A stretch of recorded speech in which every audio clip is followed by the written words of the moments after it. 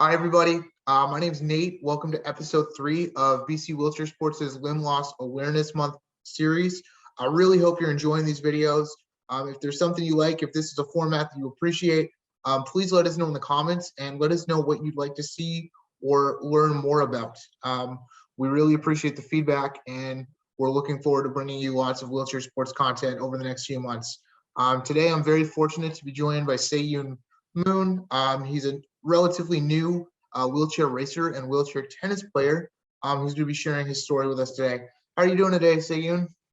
I'm doing fine, and thank you so much for having me. Yeah, how are you today? I'm doing well, thanks. It's been a pretty busy day, but I'm happy to be here and I'm happy to be talking with you. So, for my first question, I was just wondering if you could tell us just a little bit about yourself and how you first got involved in wheelchair sports. Yeah, my name is Se-Youn Moon. I was born and raised in South Korea. In 2005, my family and I moved to Canada, and I am a survivor of osteosarcoma, bone cancer, and I had a 12 surgery before I lost my leg over 20 years of time of period. And after I lost my leg in 2018, uh, actually, I was just staying in the hospital recovering, and one of my friends had a day surgery, and I decided to go down and see him. And just during a short conversation, he said, "Oh, say you are just going everywhere. You're in a wheelchair." And I went to see him. That's why he felt like that. But then he said like, "Oh, you're going to beat everybody like the YouTube." And I said, "Oh, what is that?" And he talked to me about this short YouTube video that 3 Paralympian actually going to the gym, and it's called the mind changing workout or something like that. Was it Mindset Go? Yeah, Okay. and 3 athletes actually go to the gym. People don't know who they were, and just that some of them were very skeptical. Like, oh, they have disabilities, and then what are they going to do, right? Yeah. And then as soon as they started, just this like one of them, the one runner is a sprinter. He was going so fast, he beat everybody. And people were so amazed. And when I saw that, I realized that people with a disability can be good at something. Actually, they can be really good at something, and I want to have that feeling. So as soon as I was discharged and was recovering, I started looking to parasports organizations in BC, and that's how I found BC Wheelchair Sports. I contacted Anna, and she was very prompt to respond. So as came out in May, I joined wheelchair racing, and it was hard, but it was a really great experience. I really liked it. Yeah. So, wow, that's a really quick transition, going basically straight from the hospital to the first program you can find. But that's actually really cool, and it's always great, when you hear those stories of people who just really want to get involved and get going on things. And obviously, it's okay too to take your time to process things and get into things. But just knowing Mm. that, like, whether or not you're ready to go right when you get out of rehab or right when you get out of the hospital, or whether or not it takes 2 to 3 years to make that decision and get into sport, that organizations like BCWSA and a lot of the other wheelchair sports orgs around the country are always ready to kind of welcome people and bring them into their sport community. So you were saying though that when you first started racing, that it Mhm. was a little difficult. Can you just talk to me a little bit about what was the challenging part when you started? Yeah, like first time when I saw it, I Googled YouTube. I searched YouTube wheelchair racing, and everybody was wearing, nice suit, the jersey, and almost everybody had a nice, cool helmet. Yeah. And then they were sitting in the, fancy wheelchairs. It's not wheelchair, it's a three racer, right? And then they were Yeah. going really fast, and I saw them, and wow, they can go really fast. Before amputation, I had my leg, but because I had so much metal in there, I couldn't run. Okay. So when I saw that, oh, I don't have a leg now, so I'm not thinking about the running, but at least I can go fast like that, right? So I was kind of I imagined that I could go a little bit fast, Yeah. and I jumped in. And as soon as I jumped into the racer, I start feeling pain. It was really painful just maintaining the position there. Yeah. And then with the pain, I had to push, and oh my, it wasn't easy. Yeah. So first day I did only 2 laps. That was it. Hey, you know what? 2 laps is better than zero, and that's still pretty impressive. That your first time, you push Mhm, through that. Obviously, we never want anybody to be in any pain or anything, but it is true that sometimes, especially when you're first getting used to the equipment, that it can be quite uncomfortable or challenging until mhm. we figure out a setup that works for you. I know Anna's been working with you quite a bit. Were they able to help you get set up with a more comfortable setup? Is the Yeah, racer with you're using now a lot better? mhm. So the coach is really, James is the coach, and he's really helpful, and he knows, everything. So he said like try this or try that, and things like that. But this time with the CAF grant, I was able to purchase the customized racer. So Yeah. it's a pretty new, and I love it.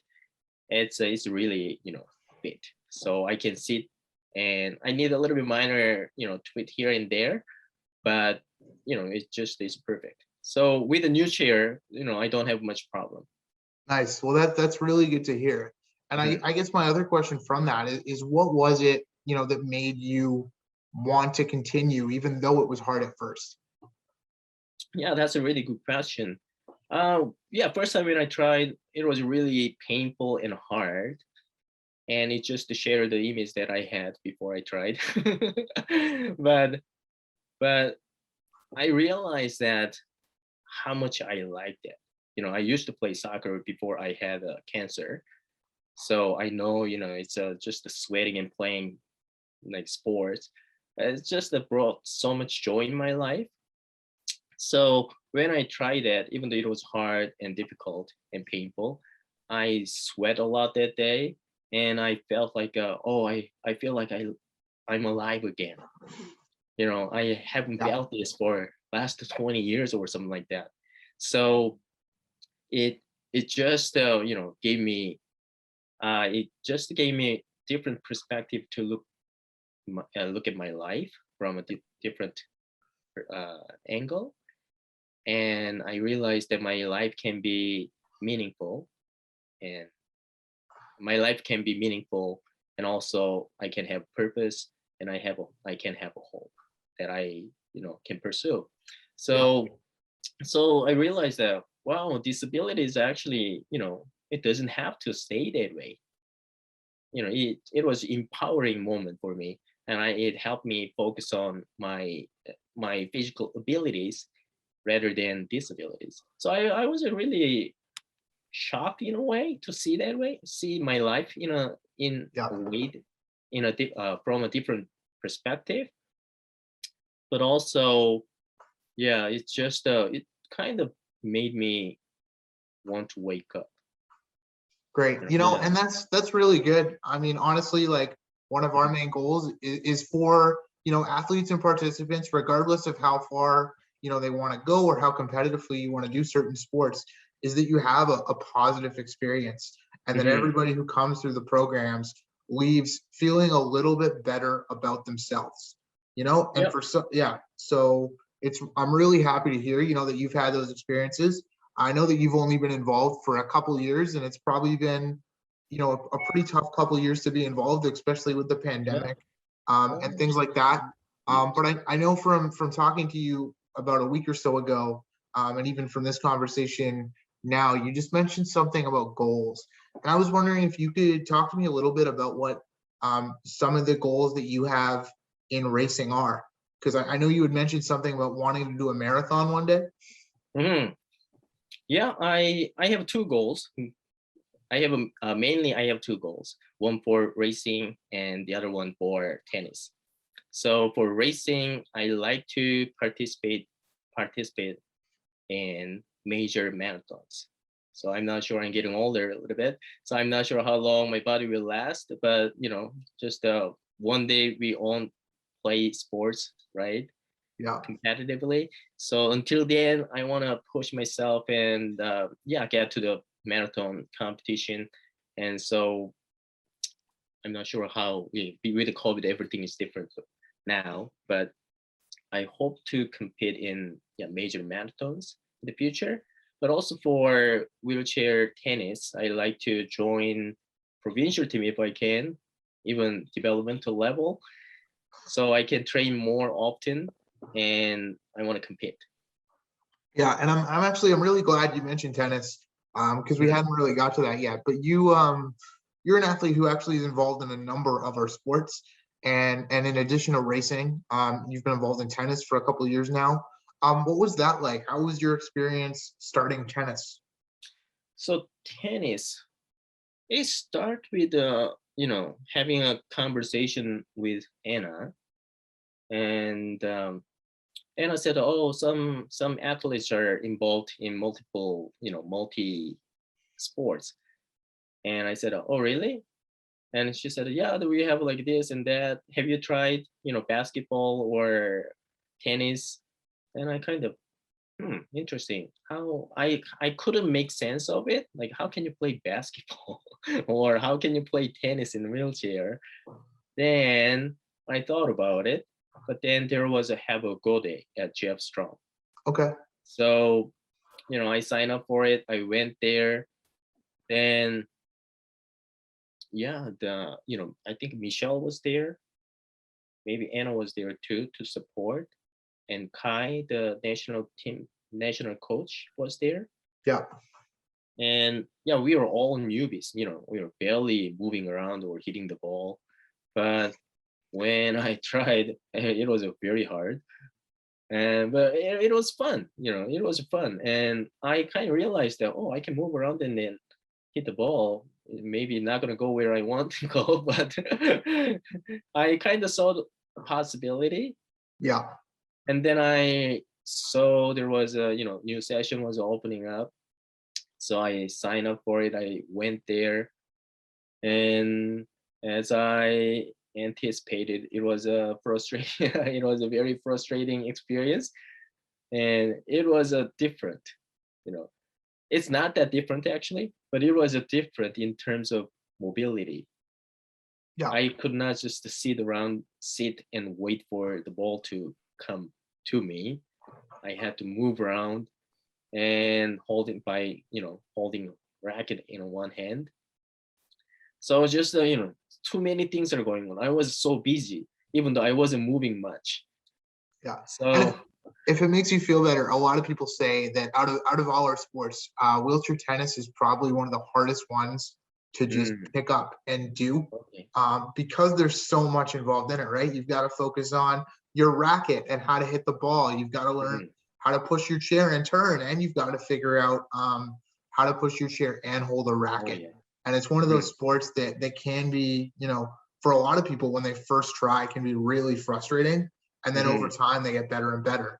Yeah, Like that's for on our sure. first episode, we talked to Barry, who's Mhm. actually another amputee and very involved in tennis, and he had a kind of similar experience where when he first came out, it was really hard to move that chair and figure that Mhm. out. And then over time, people get there.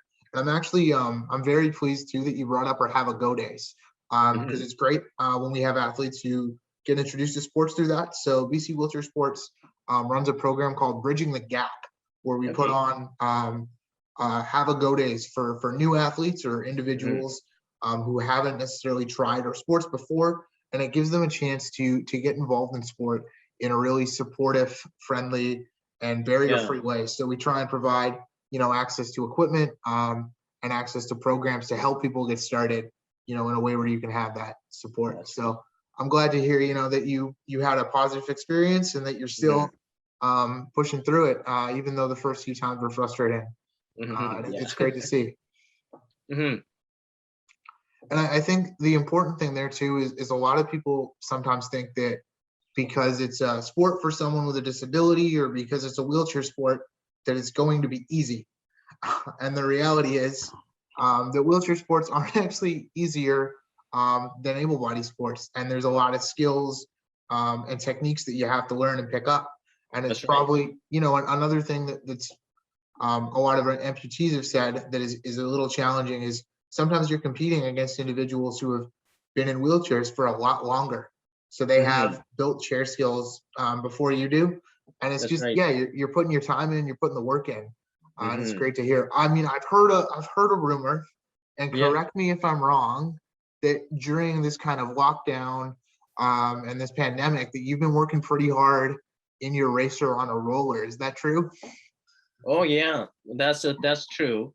So it start from, I think maybe April or May. I don't remember. It wasn't racer, but what I really liked, Anna could come up with was there was a strength and conditioning coach. So we did weekly training session online. So just 45 minutes per week. Just we everybody was at home. Just to pull, like if we pull out our yoga mat or whatever, and then we had all bands. So we just did a 45-minute session every week Yeah. till October or something like that. So, and then, yeah, Anna and James brought roller and racer to my place. So they set it up here. And yeah, and I just could push at home without going outside. And it was really helpful.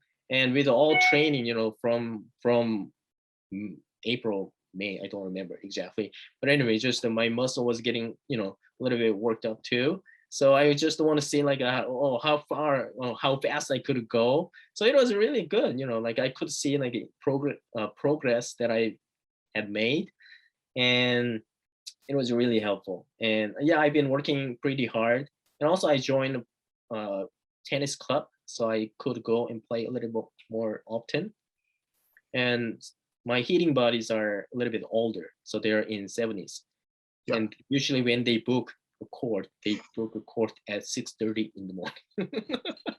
Oh, so you're having to get up real early. You're putting in those morning So shifts. yeah, in order to get there, I had to wake up maybe 5 o'clock to make sure I eat something before I go.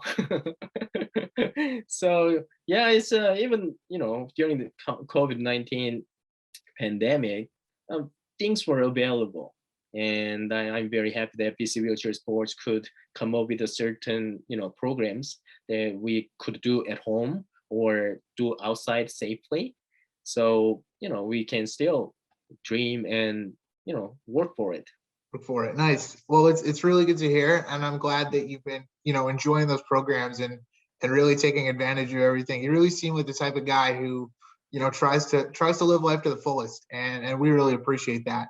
Yeah, I guess I really appreciate it because when I joined BC Wheelchair Sports, I realized that what you guys do, and you guys bring everything basically, bring equipment, and the coordinator and also Michelle, they plan everything and bring every equipment you need, and also you guys are providing coaching. It's not just a random coach. They just whatever, but they are provincial coaches. They are well trained and have a you know deep experience, understanding and experience in sports. So, and I didn't have to pay much. There was a small fee, but that's basically nothing. So I really like that part. And also, back then I realized that what I have to do was just to bring myself and try best and enjoy. And everything is there. yeah, So everything else kind of takes care of itself. oh yeah. And So and that's really, really like it. that's all that we ask of an athlete in any situation is that you just give your best. You Mhm. know, Yeah, not nobody stops everybody you.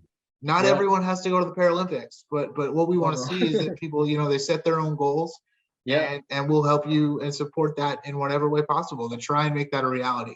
that's right. And it's really great for me to have an opportunity to have conversations with athletes like you who have, really grabbed every opportunity at every chance, and it's great to hear. And I guess my next question to you, kind of in that vein, is what advice would you give to maybe other amputees or someone who might have just been dealing with an amputation who's not sure about trying wheelchair sports? It's I thought about it, and you need to edit a little bit here, but yeah, I don't It's okay. necessarily Just have just a uh just speak from the heart, man. That's all we ask. yeah, I don't necessarily have advice for other people because everybody goes through different things, and but I like to see more people try parasport, just at least once, just to give it a try, right? And hopefully they can have a similar experience that I have. So BC Wheelchair, as I spoke, BC Wheelchair Sports is extremely good organization. It will provide everything you need. And by engaging in sports, I hope that people see themselves differently and see possibility in their lives, even though they lost huge part of their, body and also kind of lifestyle. And I want them to try and see how far they can go and what kind of dream or ambitions can emerge from there. Mhm. Awesome. Thank you. That was a really, I know you said that we might have to edit it, but I actually think that was a really heartfelt and powerful answer. And I really want to thank you for sharing that with us because it means a lot. And I hope that, somebody else watching this can kind of take some positives from your story and that it can Mhm. give them the push that they need to maybe get involved and reach out. So thank you for that, Se-Youn. Thanks for giving up 20, 30 minutes of your afternoon today to talk to us. Oh, I no really problem. appreciate that. Now, if people want to kind of follow you and follow your journey, Mhm. are there any tags or any ways that they can do that? I do have an Instagram account posting, my training journey once in a while. So yeah, I'm not necessarily asking people to follow. Actually, I don't like the language that Instagram use, followers and things like that. So I don't want to say people follow me, but if you want to check, like how I'm doing and things like that, you can go to my Instagram account. I think my life, I don't remember my account name. That's okay. I've got it pulled up here. Is it Living with Hope since 1997? Yes. Yeah. That's right. You got it right. Yeah. So if you want to follow Se-Youn, if you want to stay up to date with what's going on in his world, feel free to follow at Living with Hope since 1997. If you want to learn more about wheelchair sports in BC and stay up to date with what's going on with us, obviously keep following this series. Check us out on Instagram at BC Wheelchair Sports, on Twitter at BCWSA, and on Facebook at BC Wheelchair Sports. We've got 3 more episodes of this series to go. So I really hope you guys are enjoying it. I really hope you're tuning in to our next few episodes. Coming up, we're featuring wheelchair racing, seated throws, and wheelchair basketball. So we've got 3 more exciting episodes to go until the end of this series. And if you're looking to get involved in wheelchair sports and you're not in BC, shoot us a message anyways, and we'll be happy to put you in touch with the proper organizations from other provinces and other places around the country. Thanks, folks. Have a great afternoon, and we'll be back for episode 4. Thank you, Se-Youn. Thank you very much.